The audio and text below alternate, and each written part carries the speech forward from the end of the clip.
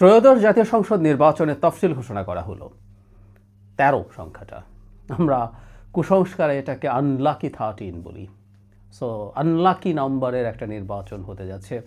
যাই হোক, এই 13 সংখ্যাটা আমাদের পার হতেই হতো। নির্বাচনটা কেমন হবে সেটা ভিন্ন আলোচনা, কিন্তু নির্বাচনটা আদৌ হবে কি না এই সংশয় অনেকে প্রকাশ করছিলেন।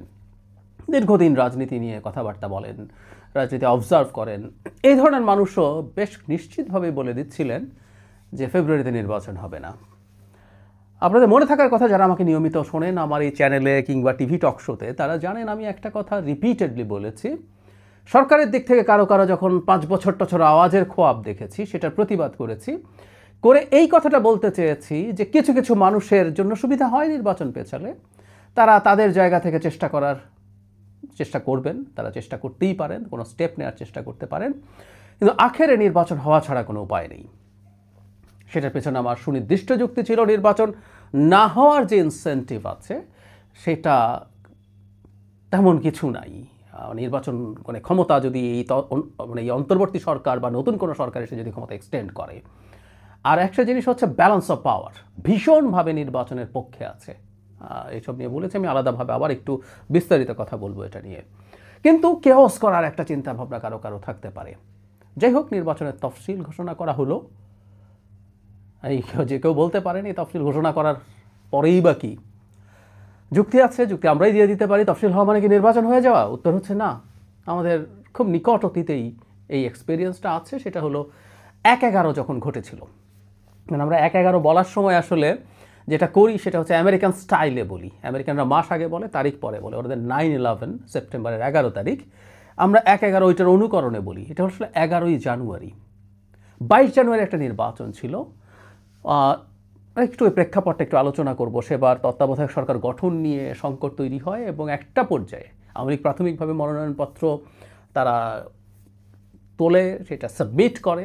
শেষ পর্যন্ত তারা সবাই জাতীয় পার্টির, আমার যতদূর মনে পড়ে, এরশাদের মনোনয়নপত্র বাতিলকে কেন্দ্র করে আওয়ামী লীগ মনোনয়নপত্র উইথড্র করে নেয়। ফলে বিএনপি ওই সময়কার ঠিক সেই রকম একটা নির্বাচনের দিকে এগিয়ে যাচ্ছিল, যেটা 14 সালের 5 জানুয়ারিতে হয়েছিল। একটা মেজর পার্থক্য হয়তো আছে, সেটা হলো 5 জানুয়ারি মনোনয়নপত্র প্রত্যাহারের সাথে সাথেই বিনা প্রতিদ্বন্দ্বিতা 153 জন নির্বাচিত হয়ে গিয়েছিল। বিএনপির এই নির্বাচনটার সময় তেমন কিছু ছিল না, প্রচুর স্বতন্ত্র হয়তো বিভিন্ন সিটে ছিল, যদিও একটা একতরফা নির্বাচন ছিল। তো 1/11 ঘটে গেল। তার মানে তফসিল তো হয়েছেই, নির্বাচন হওয়ার 11 দিন আগেও নির্বাচন বানচাল বা পণ্ড হওয়ার এক্সপেরিয়েন্স আমাদের খুব বেশি পেছনে না, 17 বছর আগেই, 18 বছর আগেই এই ঘটনাটা আমাদের এখানে ঘটেছে। তো কেউ বলতেই পারেন তফসিল হয়েছে তো কি হয়েছে, নির্বাচন নাই তো হতে পারে, বলতে পারেন। কিন্তু আমি মনে করি নির্বাচন হবে, প্রথম থেকে মনে করছি নির্বাচনটা চ্যালেঞ্জিং হবে। কেন চ্যালেঞ্জিং হবে, দু একটা কথা একটু বলবো, এবং আমাদের প্রধান নির্বাচন কমিশনারের যে স্পিচ সেটা নিয়ে কয়েকটা কথা একটু বলা জরুরি।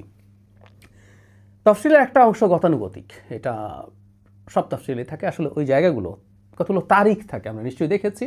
সেটা হলো মনোনয়নপত্র সাবমিশনের একটা ডেট, শেষ দিন, এর মধ্যে প্রার্থীরা তুলবেন, এটা ফিল আপ করবেন। নির্বাচনী যে মনোনয়নপত্র তার মধ্যে অনেকগুলো ইনফরমেশন এবং ডেটা দিতে হয়, সাপোর্টিং ডকুমেন্ট দিতে হয়। কাজটা খুবই মেটিকুলাসলি করতে হয়, সো এটা সময় লাগে।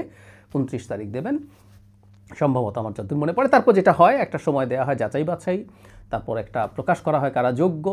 এর মধ্যে যদি কেউ বাতিল হয়ে থাকেন তিনি অ্যাপিল করার সুযোগ পাবেন নির্বাচন কমিশনে, সেটার একটা দিন। 7 দিন সময় দেওয়া হয়েছে, গতবার 6 দিন। এই প্রসঙ্গটা একটু বলি, এটা আর একটু বেশি হলে ভালো হতো। আমি নির্বাচন ব্যবস্থা সংস্কার কমিশনের একজন সদস্য ছিলাম, সেখানে আমরা এই টাইমটা আরেকটু বাড়ানোর কথা বলেছিলাম, হলে ভালো হতো। কারণ এই ডিসপিউটগুলো যতটা সম্ভব এখানে শেষ করে ফেলাই ভালো, না হয় অনেকে কোর্টে যাওয়ার প্রবণতা থাকে। যাই হোক, ওই আলোচনা জরুরি না। এরপর যেটা হয়, চূড়ান্ত সময়সীমা দেওয়া হয় যে মনোনয়নপত্র প্রত্যাহারের, সেটার পর প্রতীক বরাদ্দ এবং চূড়ান্ত প্রার্থী তালিকা প্রকাশ। এটা 20 তারিখ হলো শেষ দিন জানুয়ারির, 21 তারিখ হচ্ছে মানে প্রতীক দেওয়া হবে। এরপর যেটা সবসময় হয়, নির্বাচন হওয়ার 48 ঘন্টার আগ পর্যন্ত প্রচারণা চালানো যাবে। হিসেব করলে দেখা যাবে মোটা দাগে এটা 18-19 দিন। এই হচ্ছে মোটামুটি শিডিউল। এটা গতানুগতিক, সববারই একই থাকে। কোনবার কোন সময় কতটুকু দেয়া থাকে সেটা ভ্যারি করে।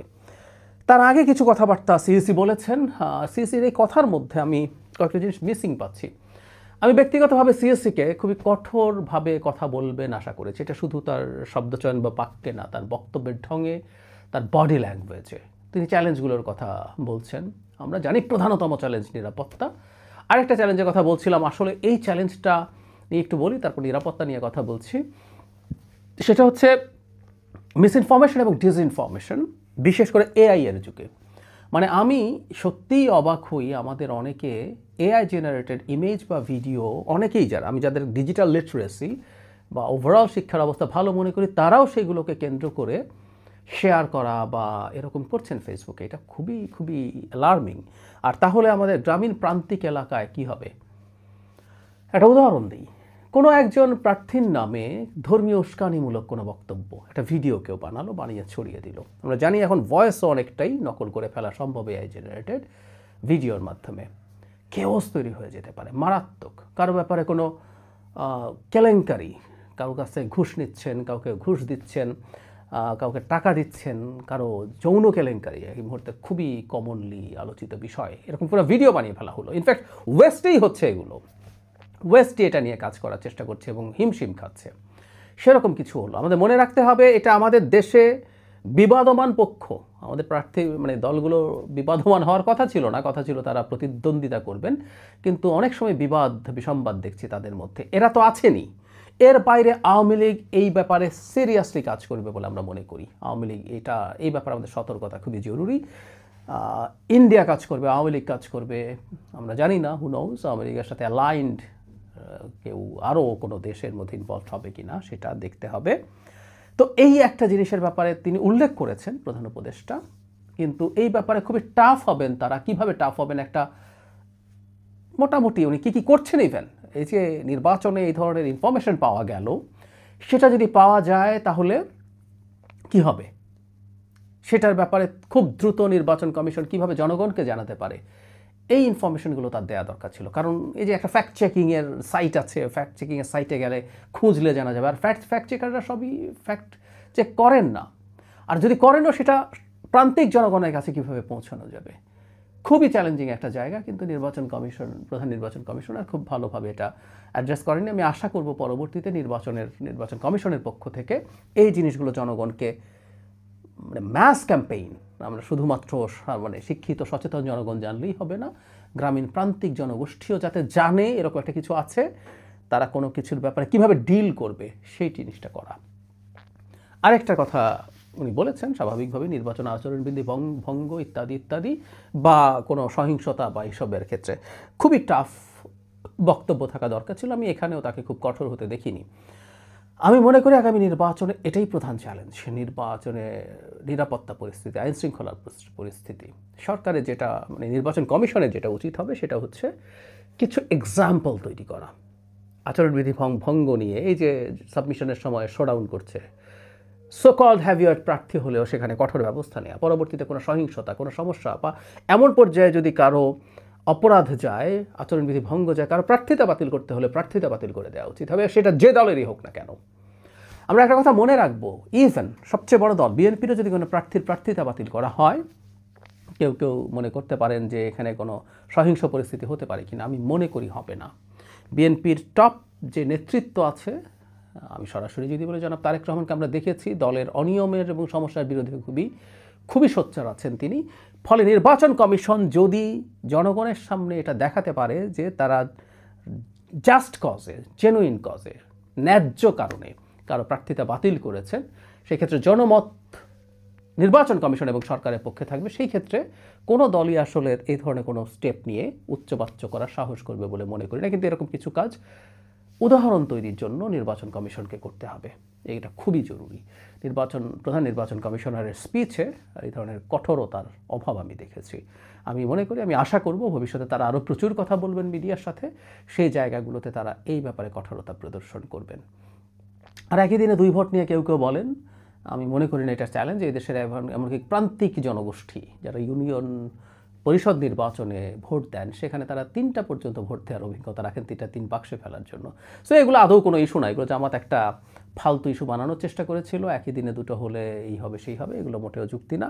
মূল সংকট আসলে নিরাপত্তা পরিস্থিতি, এবং আমি সত্যিকার অর্থে মনে করি AI generated fake news, disinformation, misinformation, এগুলোই। আর 2-একটা ইস্যু চ্যালেঞ্জ তাদের সামনে থাকবে, সেটা হলো ভেতরে ভেতরে কেউ ইলেকশন ম্যানিপুলেট করার চেষ্টা করে কিনা। জামায়াতে ইসলামীর এক ধরনের একটা কনভারসেশন আমাদের সামনে চলে এসেছিল, যেখানে বিভিন্ন ব্যাংকের কর্মকর্তাদেরকে, ইসলামী ব্যাংকের কর্মকর্তাদেরকে ইনস্ট্রাকশন দিচ্ছেন গুরুত্বপূর্ণ একজন নেতা। যদিও নির্বাচন কমিশন এই ব্যাপারে তাদের একজন রিয়াকশন দেখিয়েছে, তারা কোনো বেসরকারি ব্যাংকের কর্মকর্তাদেরকে আপাতত দায়িত্ব দিচ্ছেন না। তারপরও আসলে এই ব্যাপারগুলো খেয়াল রাখতে হবে, কারণ জামাতের নেটওয়ার্ক বিভিন্ন জায়গায় বিস্তৃত। তারা এই ধরনের কিছু করছেন কিনা এই ব্যাপারে তাদের সার্ভেইলেন্স খুব সিরিয়াসলি জারি রাখতে হবে। আমি আশা করি নির্বাচন মোটা দাগে ভালো হবে, কারণ দলগুলোও চেষ্টা করবে, আমি মনে করি এইবার তাদের প্রার্থীদেরকে যতটা সম্ভব সংযত রাখার। তারপরও সমস্যা কিছু হতেই পারে, হলেও আমাদের নির্বাচনটা হয়ে যেতে হবে, নির্বাচন হবে, এটা ফর শিওর। নির্বাচনের মান আমরা যতটা এক্সপেক্ট করছি, প্রধান উপদেষ্টা যেভাবে বলছেন ইতিহাসের শ্রেষ্ঠতম নির্বাচন, সেই মানের না হলেও হবে। এবং এই অনিশ্চয়তা আমি আসলে কোনো দিনই বোধ করি নাই। কেন হবে না বহুবার বলেছি, আমি ওই পাওয়ার ব্যালেন্সের হিসাবটা আমি আবার একদিন আলাদা একটা ভিডিও করে এটা নিয়ে বিস্তারিত